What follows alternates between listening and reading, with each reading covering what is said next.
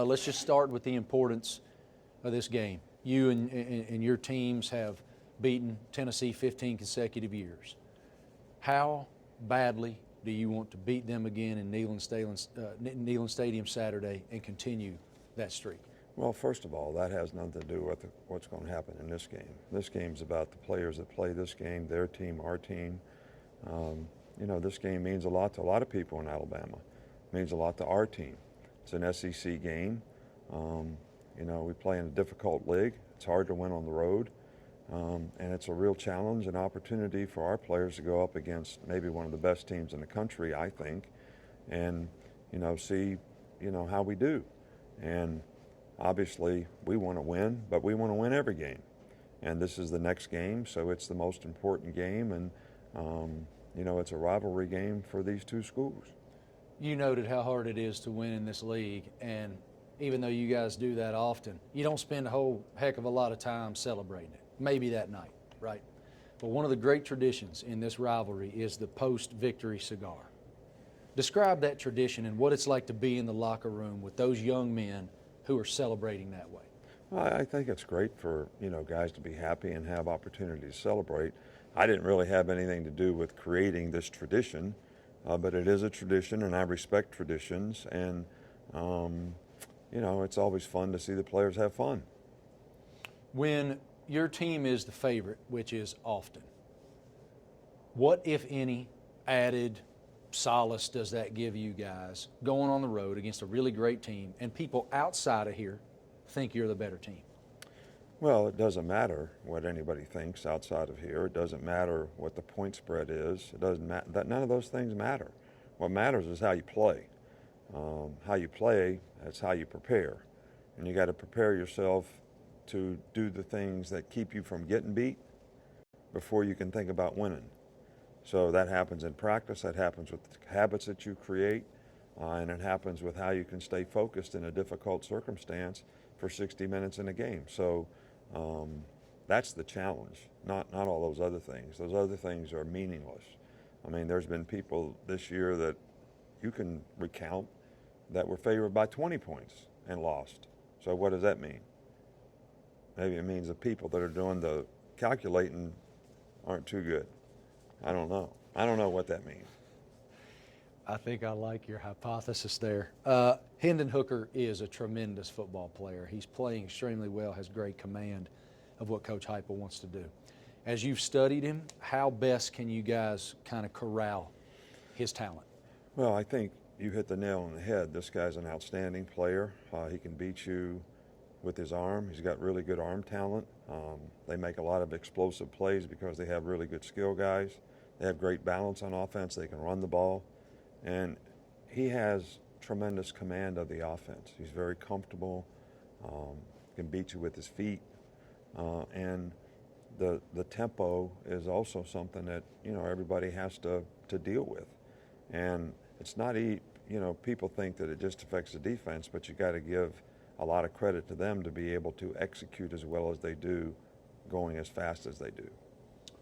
What's the challenge of preparing with some uncertainty as to whether or not Bryce could play this week? Well, it's always a challenge when you don't know, who's going to be able to play, especially, when it's an important position like quarterback who distributes the ball, every play.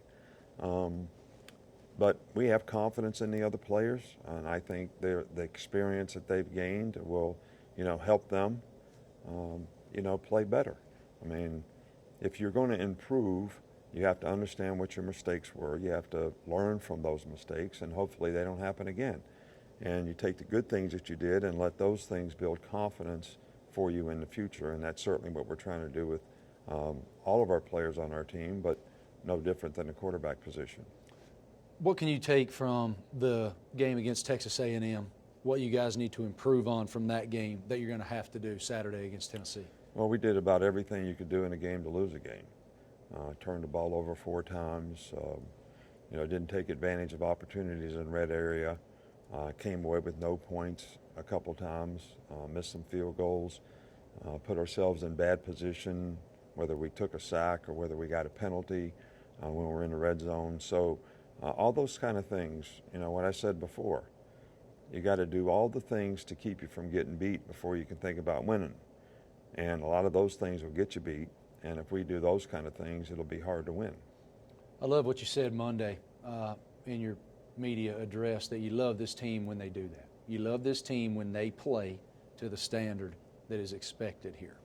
Expound upon that for me. What is the potential there?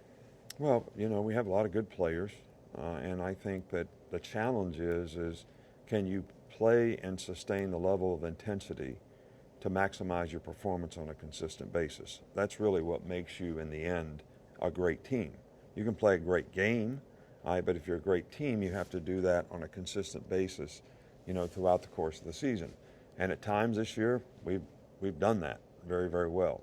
And at times, you know, maybe not so well. And I think that's kind of my responsibility, you know, to try to get everybody to that point. And that's what we're going to continue to try to do. But it's important that everybody buys into doing the things that they need to do to be able to do that. As you've studied Tennessee's defense, what do you see that you like?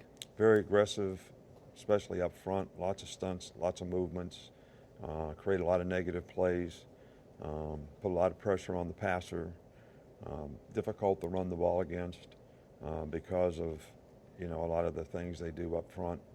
So we're going to have to play really, really well on the line of scrimmage.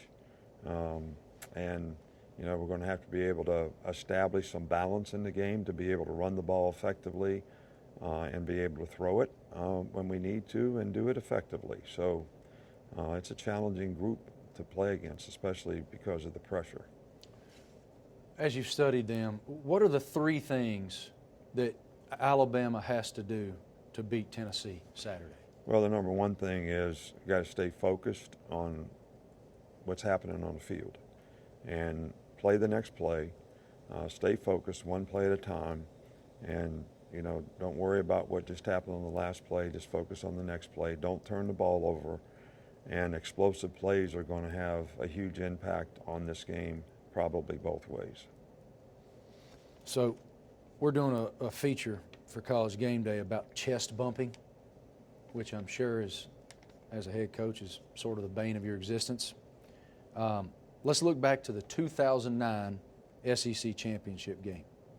What do you remember about Mark Ingram and trying to chest bump you out there on the field? 2009, man, that was a while back. I know it was. I don't remember 2019. I know it was a long time ago. Well, let me just say this. You know, I love it when players celebrate together. You know, I think it's great for team chemistry. It shows how much they care about each other. Get the opportunity to show the excitement that you have for somebody else's success. And I think those are all great things. And I think chest bumping is, you know, a big part of that. And I'm just happy somebody would want to chest bump with me. Do you remember trying to chest bump Mark? No? No. So according to my notes here, something interesting, it eventually happened at the end of the game in the SEC championship in 2009. I'm going to have to go back and watch that. Well, I think that I would not be interested in chest bumping that much before the game's over, because I don't think you should celebrate until the game's over. So, but I enjoy the celebration. Last thing, you got a real special one, as you know, in Will Anderson. What are teams trying to do this season to limit how disruptive he is? Well, he's getting chipped a lot. Sometimes they slide the protection to him. We've done a lot of different things, especially on third down from a front standpoint, to try to eliminate some of that for him. But, you know, Will's played great. I mean, he had 8. He may not have got any sacks in the last game, but he got 8 pressures on the quarterback. That means he caused 8 incompletions. It means he covered all their guys because the quarterback couldn't throw him the ball. All right, I'll take that any day. It's probably more important than a sack, to be honest with you. How come? Well, because it's a negative play. It usually happens on third down. It usually creates a much more positive down and distance situation for the defense. So, put you in a better circumstance to win on the next play. What's it say about this cheetah package? about the talent you have at that position. How did you even know about it? I watched a little tape. I check out some things. I heard that's what you call it. I don't know if that's what you call it. I haven't heard you call it that, but that is what some other people have said it's called. What do I think about it? I think it's good when it works, like any play. Every play is good when it works. Thanks for watching ESPN on YouTube. For live streaming sports and premium content, subscribe to ESPN+.